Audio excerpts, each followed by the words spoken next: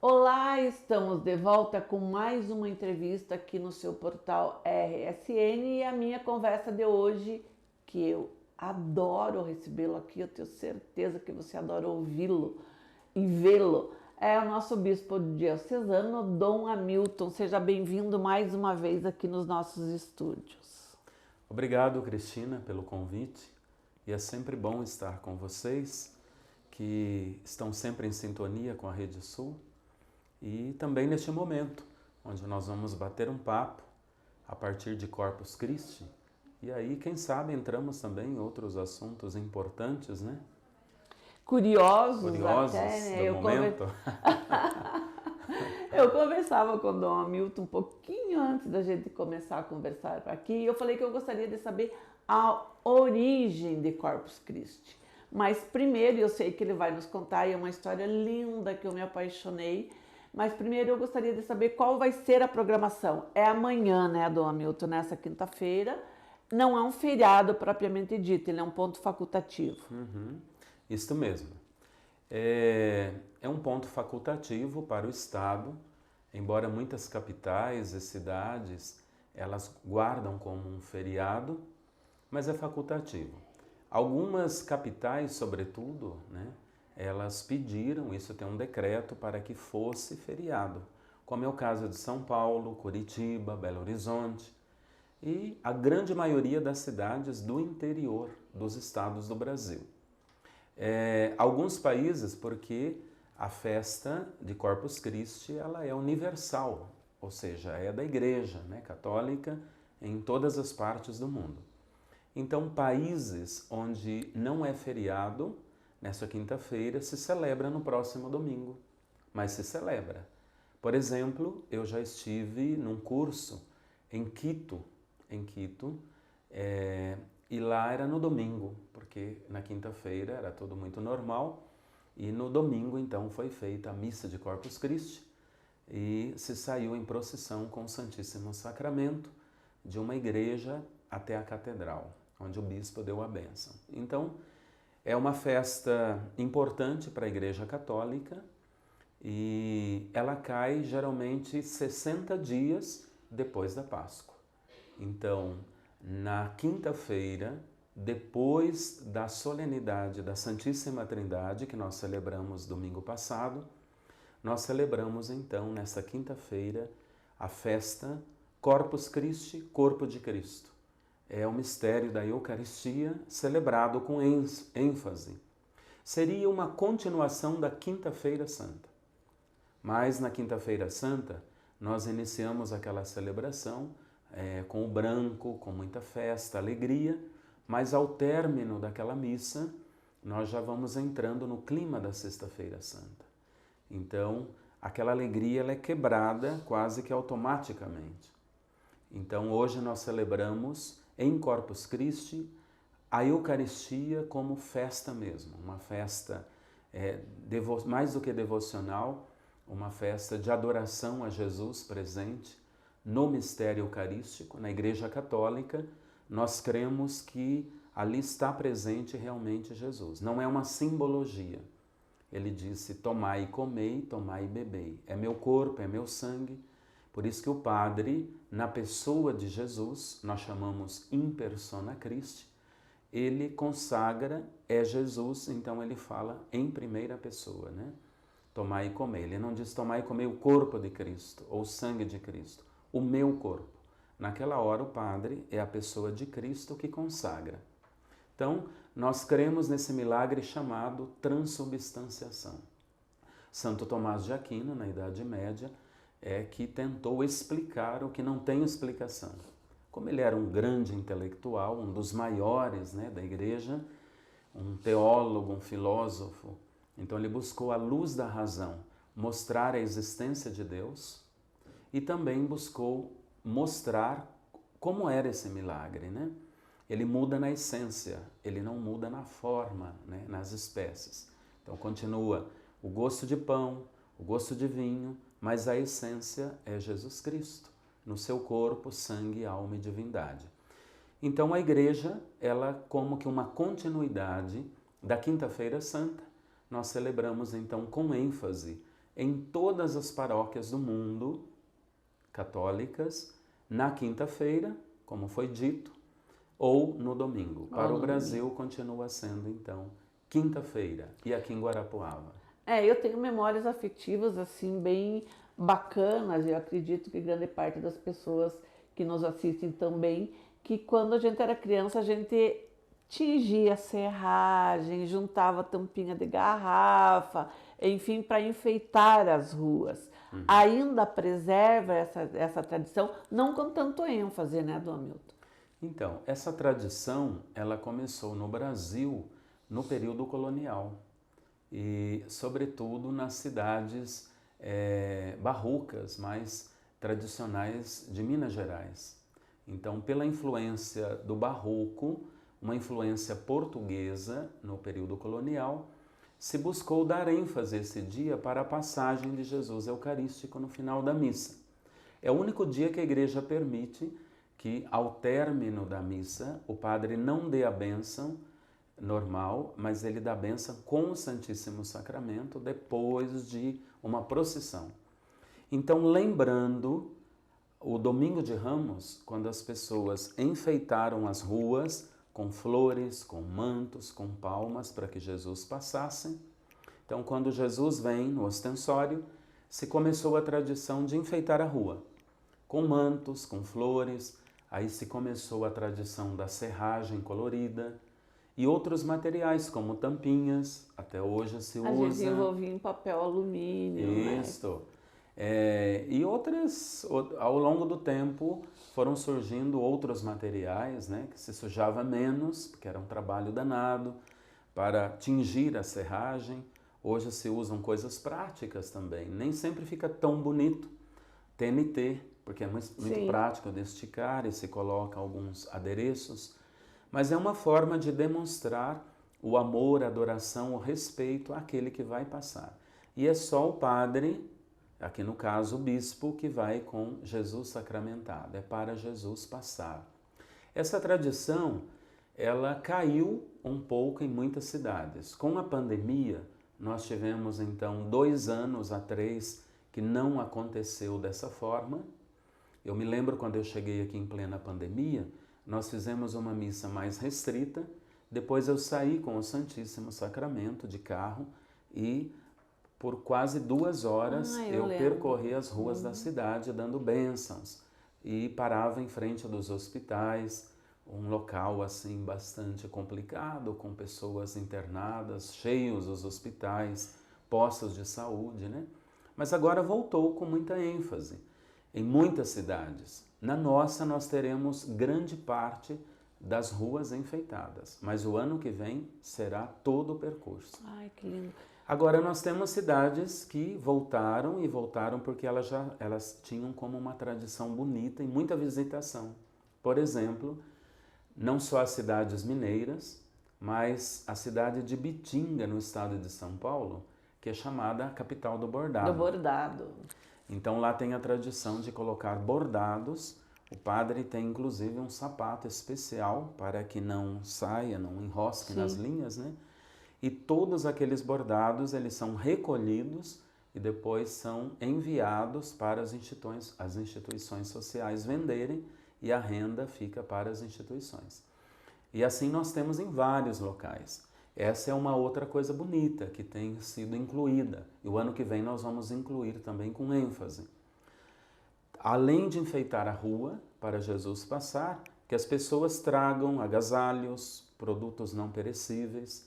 Então nós fazemos também um gesto de solidariedade nesse período do frio para as pessoas carentes também serem amenizadas. O corpo de Cristo que reverenciamos e adoramos, Cristo também se faz presente nas pessoas, sobretudo em quem mais sofre. As celebrações começam que horas, Dom Hamilton? Então, aqui nós chamamos o Decanato Centro, a cidade de Guarapuava são 13 paróquias, nós buscamos fazer uma missa única, às 15 horas. Nós estamos com frio, embora o sol ele é quente, mas o frio, lá no Parque de Exposições Lacerda Werneck, às 15 horas. Em seguida, lá pelas 16h10, 16h15 no máximo, nós estaremos saindo em procissão com o Santíssimo Sacramento até o Santuário de Nossa Senhora de Belém. Teremos pouco mais que 1 quilômetro, né? O ano passado nós descemos a Manuel Ribas. Sim. Mas ela é um pouco complicada pelo trânsito. Então nós vamos agora na avenida do lado, que eu não sei ali o nome, não me recordo agora, mas ela tem menos movimento e também as pessoas se sentirão mais seguras. O ostensório é mais leve, agora eu vou caminhando até a frente do Santuário Nossa Senhora de Belém e lá daremos a bênção solene. E esse trajeto que vai ser enfeitado? Vai ser enfeitado. Não tão, depois, ali quando nós sairmos do Parque de Exposições, vamos enfeitar acho que uns 4 a 5 quarteirões. E também mais próximo da Catedral. Não conseguimos a adesão de todas as paróquias, ficou mais democrático, mas o bispo ele decreta, então para o ano que vem já está decretado. A volta da pandemia ainda não despertou, né? E outra questão é que aqui em Guarapuava se tinha uma outra tradição. Não era tarde, era pela manhã. Pela manhã. Então se fazia pela manhã e se saía da Santa Terezinha para a Praça da Fé. Da Fé. Mas já levava a hóstia consagrada e não pode ser assim. É preciso que se consagre e saia com a hóstia que se consagra, porque a procissão é uma continuação da missa, não pode ser antes da missa. Então nós tomamos o sentido litúrgico correto e achamos que pelo frio, à tarde mesmo com sol, eu brinco, aqui em Guarapuava todos precisamos de vitamina D, inclusive eu. De vez em quando a gente tem que tomar uns comprimidinhos, né? Então vamos aproveitar e tomar um pouco do sol, que faz bem também. Dom Milton, eu queria que o senhor contasse um pouquinho como que surgiu essa tradição, que é uma tradição milenar, né? Então, vamos lá. A Eucaristia, a festa de Corpus Christi, ela já acontece em toda a missa. Depois de Jesus ressuscitar, voltar para o céu, enviar o Divino Espírito Santo, a igreja começa então essa dinamização, a evangelização com os apóstolos, a formação das comunidades, e todo domingo então se celebrava a festa da Eucaristia, porque é a missa, a chamada fração do pão. E acontecia na madrugada. As missas eram de domingo entre 4 a 5 horas da manhã. Então os cristãos deveriam sair de casa na madrugada. Por isso se pedia, como nós temos um texto de Tertuliano, que as jovens casassem com homens que fossem cristãos, católicos, porque o marido não ia deixar a mulher sair de madrugada. Para permitir que saísse na madrugada. Então eles precisariam ir juntos. E se celebravam nas casas, não tinham igrejas. E ali começa a perseguição aos cristãos, né? Era chamada Domum Ecclesia, as casas-igrejas. Só depois do Edito de Milão, em 313, que nós começamos a construção das igrejas, as catedrais, então se começa a celebrar em igrejas. Aí saímos das Domum Ecclesia, né? Das casas-igrejas. Então, por quase 3 séculos, as missas eram celebradas nas casas. E depois eles alugavam ou compravam alguma casa e aproveitavam os cômodos da casa. Eu dou aula de arquitetura, né? E arte sacra na faculdade. É bem interessante quando estudamos, né? Não sabia. Aqui em Curitiba. Então, veja só. A sala, por exemplo, era o local da primeira parte, a celebração da palavra. Proclamava a palavra de Deus. A cozinha era o espaço da mesa. Então, ali era o local de celebrar a Eucaristia. Se caminhava até a cozinha, é onde se tem os alimentos. Então, ali se celebrava a Eucaristia. Aproveitava os cômodos da casa, né? Depois, dentro das igrejas, se separou o presbitério, né? Onde fica aquele que preside, tem o altar da palavra, o altar do sacrifício, a Eucaristia, e na chamada, a nave, na assembleia, fica o povo. Então são repartições, e mesmo ali em cima os espaços, né? O altar da palavra um pouco mais à frente, porque primeiro é a palavra, o altar da Eucaristia um pouco mais para trás, porque já é a segunda parte da missa. Então se adaptou como se adaptava nas Domum Ecclesiae. Olha que interessante. E assim, nós então começamos a ir para as catedrais, para as igrejas. O Concílio de Trento, que vem no século XVI, é que afirma as paróquias, porque as igrejas em todos os lugares, uma organização paroquial e comunidades. Então, a forma de paróquias que nós temos hoje é desde 1500, final dos anos de 1500 e pouco, com o Concílio de Trento, que é a resposta à reforma protestante, né? As paróquias. Sim. Mas a festa então da Eucaristia era todo domingo, porque a fração do pão depois passa a se chamar Eucaristia, missa. Porém, não se tinha adoração eucarística muito em comum, era sempre a missa. Aí nós começamos a ver que os diáconos começam a levar Eucaristia, comunhão para os doentes, aqueles que não podem vir à missa e são batizados e não comungam. Então se começou a guardar hóstias consagradas para se levar aos doentes. Com isto começa um pouco o costume de adorar as hóstias que ficam no local reservado, que passamos então a chamar de sacrários, né, dentro das igrejas. Mas não tinha tanto o costume da adoração eucarística e nem uma festa especial.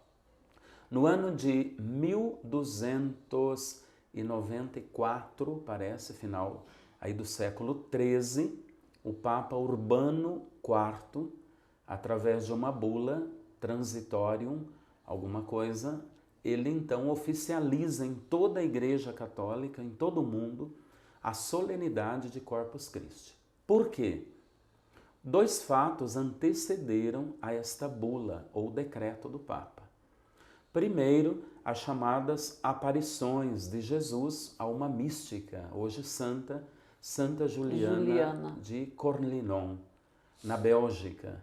Ela era uma monja de clausura da Ordem de Santo Agostinho, como foi Santa Rita, da Ordem de Santo Agostinho. E ela conta-se que ela começou a receber visões de Jesus quando ela fazia adorações eucarísticas dentro do mosteiro. E uma visão que ela tinha, quase que frequente, era de uma lua, como uma hóstia. E ali era um formato da igreja. Só que tinha uma tarja preta. Uma ausência preta. E ela perguntou um dia para Jesus o que era naquelas revelações. Ele disse que aquela lua era a igreja presente no mundo, mas também era a hóstia. E a tarja preta significava a ausência de uma festa na Igreja Católica, que era a festa com ênfase para o seu corpo, sangue, alma e divindade, a Eucaristia. Então ele queria que ela começasse a rezar e desse um jeito de que a igreja instituísse esta festa em honra do seu corpo e sangue com ênfase, com adoração que é devida, porque é a Cristo, é o nosso Deus, e para reparar todos os sacrilégios, ultrajes contra a Eucaristia. Como uma freira de clausura vai modificar a igreja. Sim. Mas ela escreve ao Papa Urbano e é a ele que ele vai se convencendo dos seus escritos.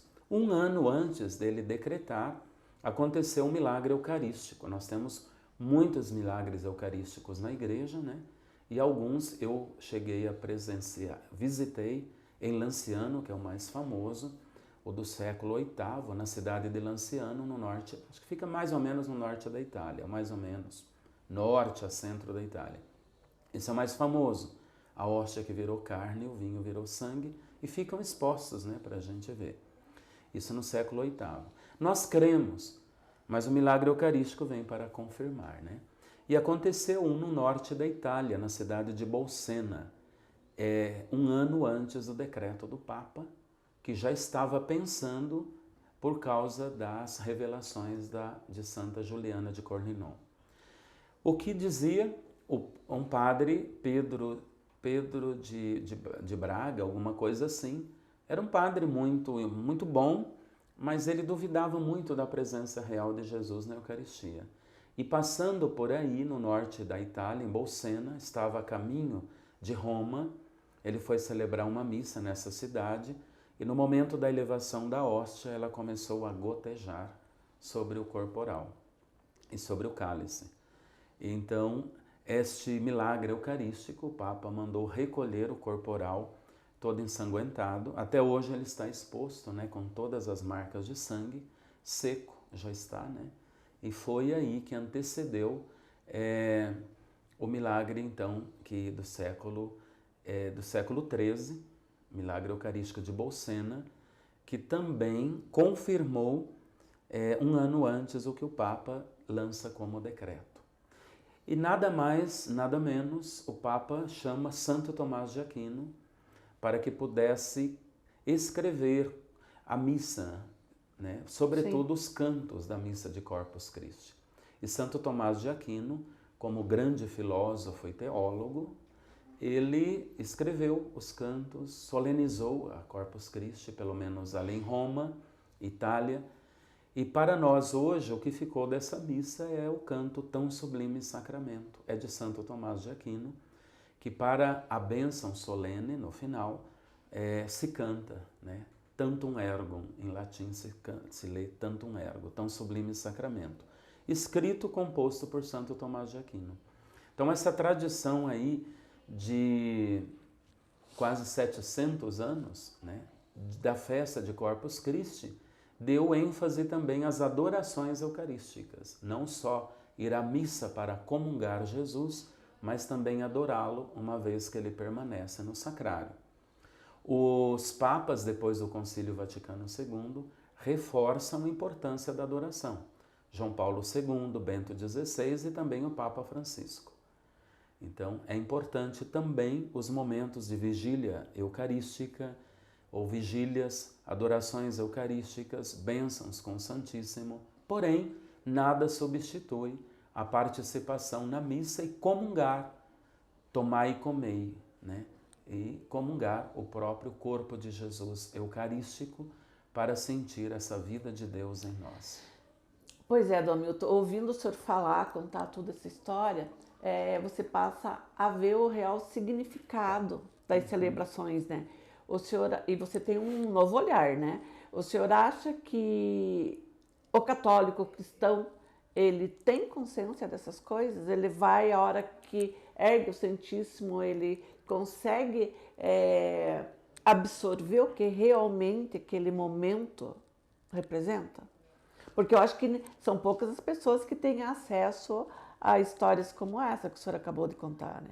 Eu, pelo menos, não sabia. Faço minha culpa aqui.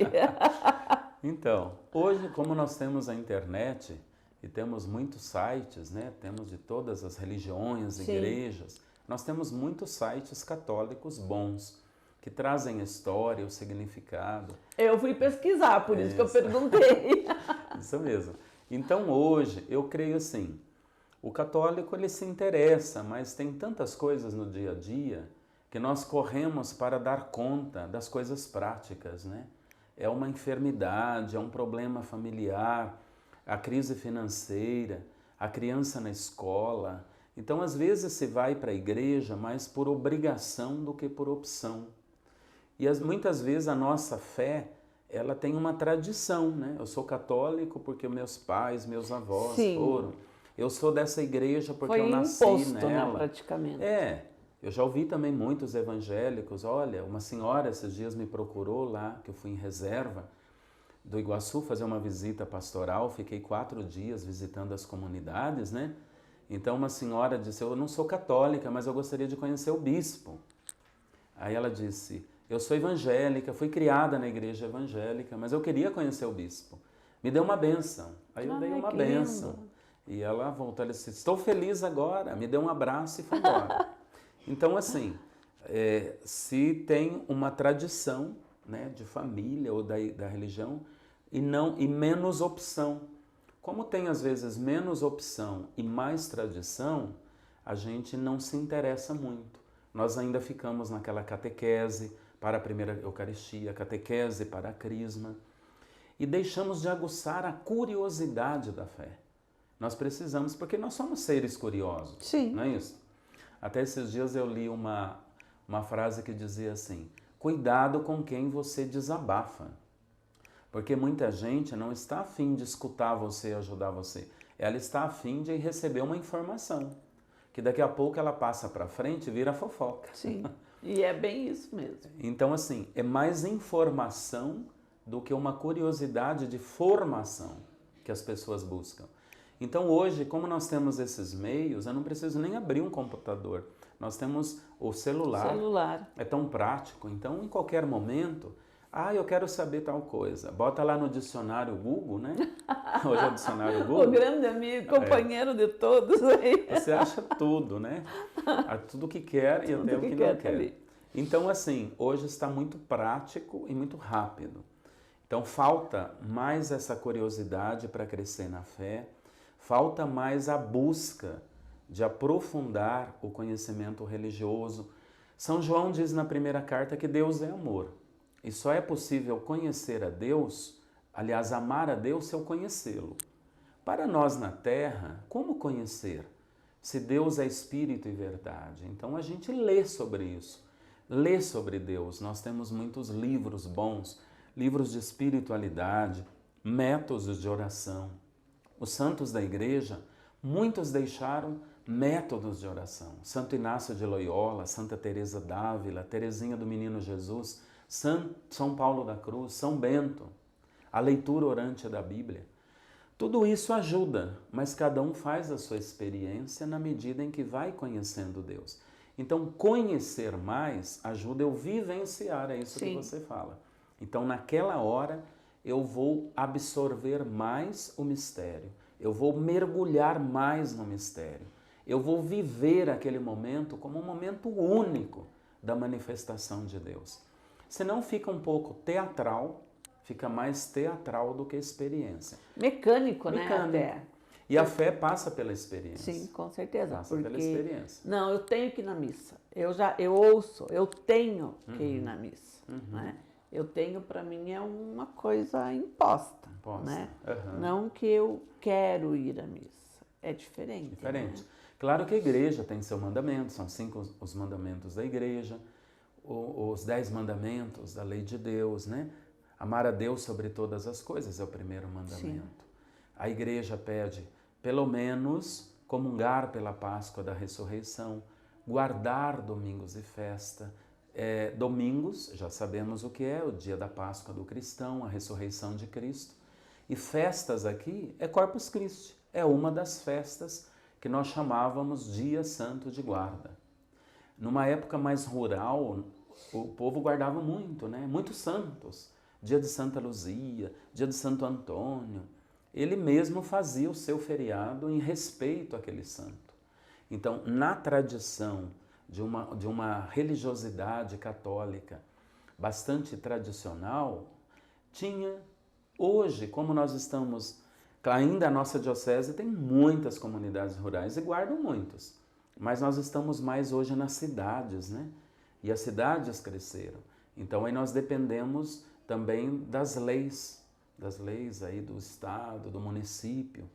E aí nós temos fixado isto, já por Constituição, o que pode ser feriado, o que não. Tem também os feriados civis. O povo não pode ficar muito tempo fora. Sim. Parece-me que o Brasil é um dos países que mais tem feriados, né? Esqueci de pedir água. Bem, Edita, não está indo para o fim. E esse ano, principalmente, o que a gente vai ter de feriado prolongado? Vários, né? Muitos. Nós temos anos aí que muitos caem no domingo, né? Mas esses, lá de vez em quando, embora Corpus Christi sempre é numa quinta-feira, ele possibilita que se estique mais, né? A sexta-feira também, dependendo do trabalho, não em todos. Agora, outros aí, muitas vezes, já são datas fixas e acabam caindo no domingo.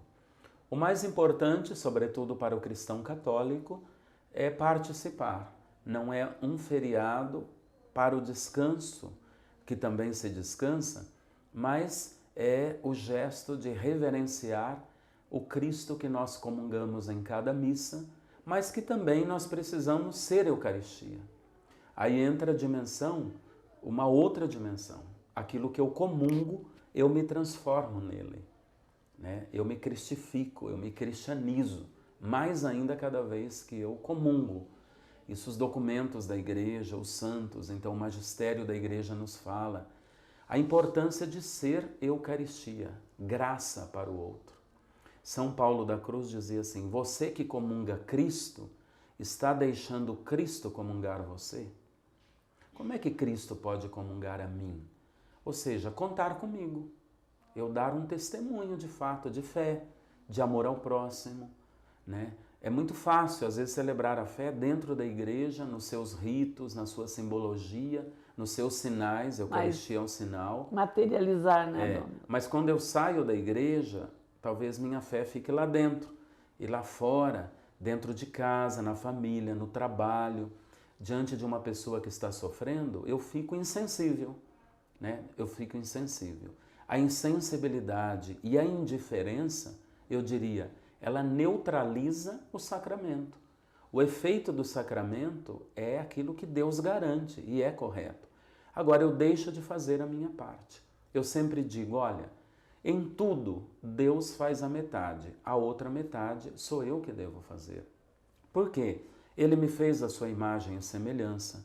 Ele me deu a dignidade de filho, de filha em Jesus Cristo. Ele me capacitou. Hoje nós falamos muito, Deus capacita aqueles que chama. Ele deu dons a todos nós. Ao longo da vida nós vamos descobrindo estes dons para colocá-los em prática. Então nós temos que fazer a nossa parte.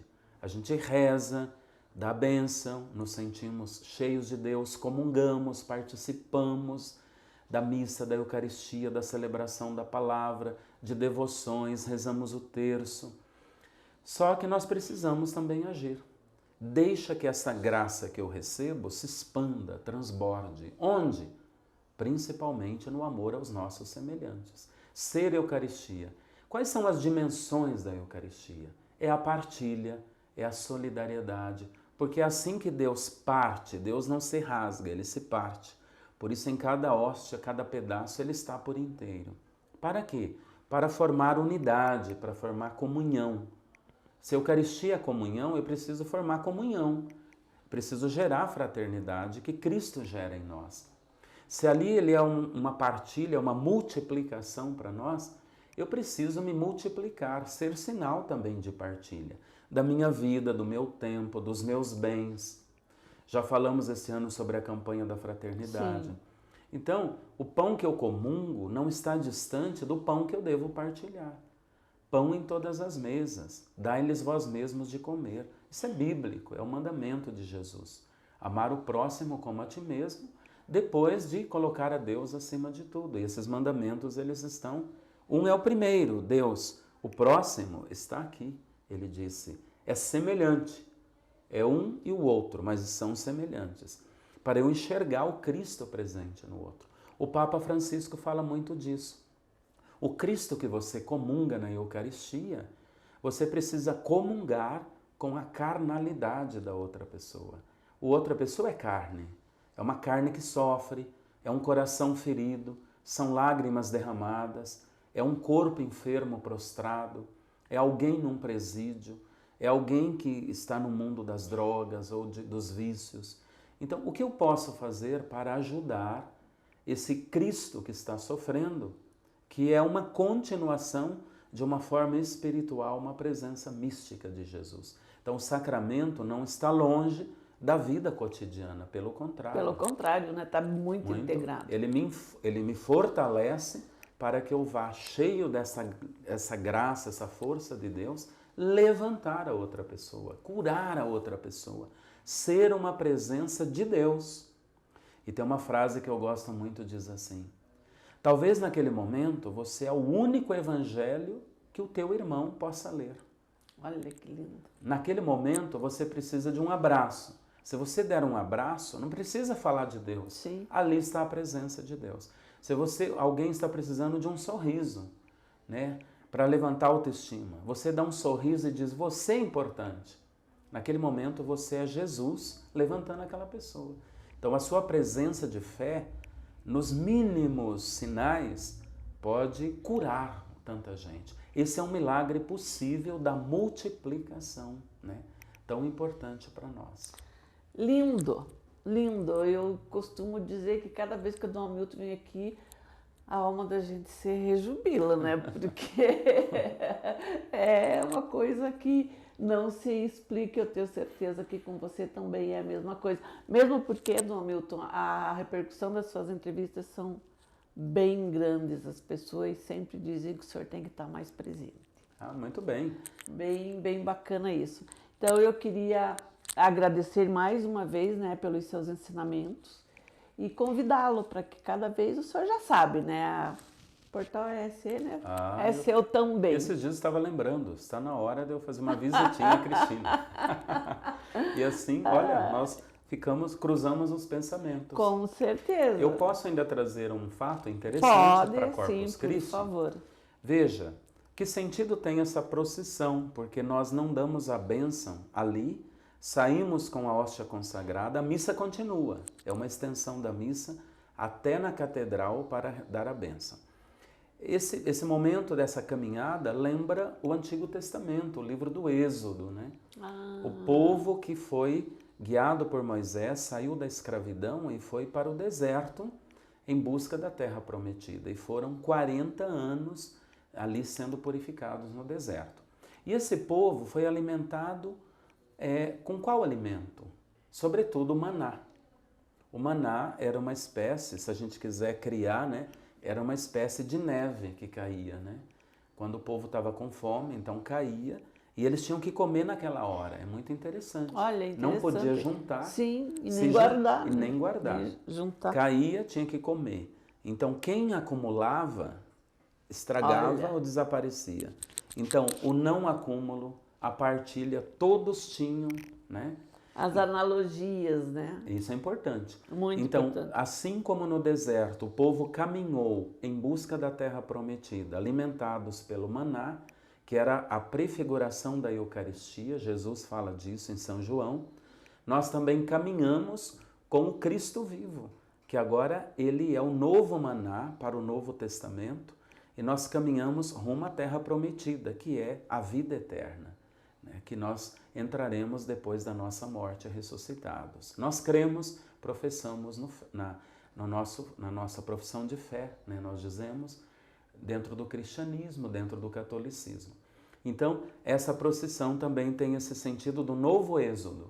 Lá é o antigo êxodo agora, não mais o maná, mas o próprio Jesus Cristo que vai conosco, nos alimentando, e nós glorificamos a Deus, porque não estamos sozinhos na nossa caminhada terrena. Embora continuemos em busca da terra prometida, né?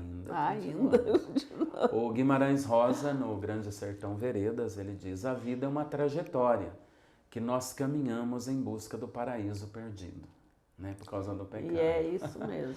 E só a eternidade é a conquista novamente que Jesus já nos deu através da sua morte e ressurreição. E agora precisamos de atos de amor e toda essa celebração da fé para chegarmos lá. Estamos a caminho, vamos juntos.